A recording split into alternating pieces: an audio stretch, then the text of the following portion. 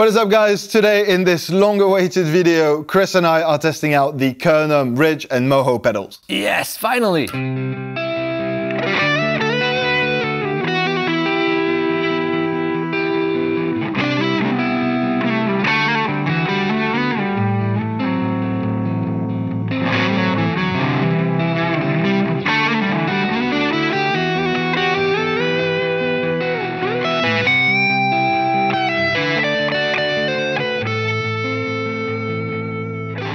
Hey, what is up, everyone? My name is Guillaume. My name is Kris. Welcome to Thomann Guitars and Basses. Today we finally check out the hype itself. The brand new the brand new 2-3-year-old Ridge. Well, and the brand newly announced a year ago Moho. We're testing the Kernom pedals is what we're trying to say. Yeah, the Ridge is out for a while now, and pretty much the whole internet went nuts when all those videos came up where people made it sound like other famous pedals, and it got really damn close. It sounds awesome, super versatile, does MIDI, like super clever pedal. And now the Moho is actually out. It's been released last NAMM. It's been announced and it's been released a couple months ago, and it hit the stores, Thomann store. Yeah, maybe last month. Yeah, and what's also new about the Kernom pedals is that they're pretty new at Thomann. We got them a bit later, but I think we made the right decision because we got them when they were actually available. Like, it doesn't make a lot of sense to have it listed when you cannot buy it, right? Get it, yeah. So yeah, we're really excited to check out the Moho, and I have a little plan here. Yes. I want Guillaume to tweak stuff and make them sound ways. Because inherently, the company being French, and I as well being French, will just guess exactly how they work and know the pedals in and out. Yeah, if you are subscribed to the channel, as you should be. If you're not, I'll give you exactly 3 seconds to fix it. 2, 1.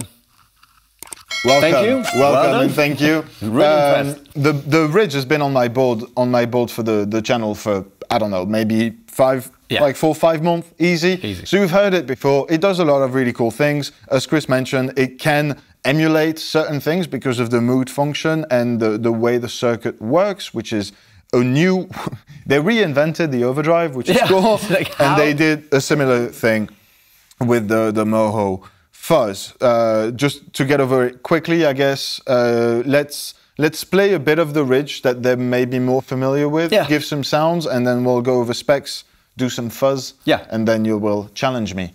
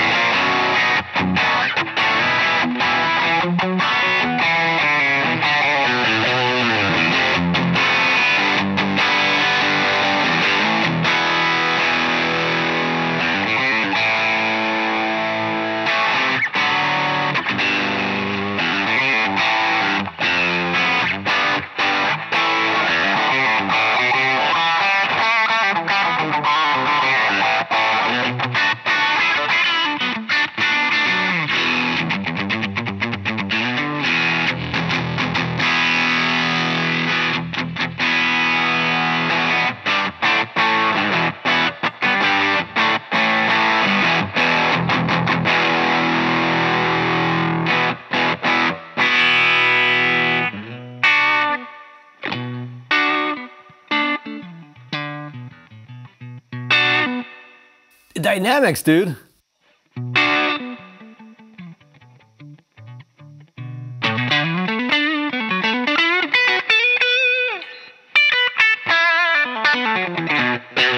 if for some reason we're the only gear channel that you watch on YouTube, first off, thank you, you did the right choice. Second, the Kernom kind of made a name for itself, the Ridge by Kernom made a ridge for itself. By introducing the mood knob, which is essentially their patented technology that allows the pedal to react in various ways, whether you're talking about the type of clipping, hard clipping, soft clipping, symmetrical, asymmetrical, but also with the tone stack, namely the pre-tone and post-tone, allowing you to shape the sound of the guitar before it hits the clipping stage of the pedal or after, on top of a dedicated mid boost, which every pedal needs. So yeah, generally speaking, it goes from lower amount of gain to higher amount of gain. It's not really true, but to make it as simple as possible, if you stay in that area that's like soft clipping, almost no clipping at all, there you go into maybe a more transparent, dynamic overdrive type of situation. That's about there. Then you start into getting maybe a bit more colored, slightly harder clipping type of overdrive. Then you go into something that really feels more like a modern sort of pretty sound, from whether it's low gain to high gain. That's usually where I sit. And the last one is just a bit crazier, almost going into fuzz territory if you push super compressed with the drive. Exactly, more like, you know, your amps exploding, do something. Stuff, So that's the Kernom. It does a preset wherever position you're in with the knobs. You press on it long, it saves a preset directly on the pedal that you can just recall by pressing on it. And it also does MIDI with program change and control change, 128 128 presets. Whoa, okay. That allow you not only to change from one radically different preset to another, but also to change one variable through the control change. For that sound. Exactly. And then you can just assign that to an expression pedal and use the expression pedal as your gain knob, basically, on the pedal. Like, it does everything. That's cool. It's beautiful, and it retains the organic sound. So let's see if the Moho does somewhat the same. So it should be the fuzz version of the Ridge, which means that it has, what is that, the electricity? We'll go over what the knobs do first. I'm just guessing here, the mood, I guess, again, different circuits. I'm gonna do weird things to your sound. Do it, go for it.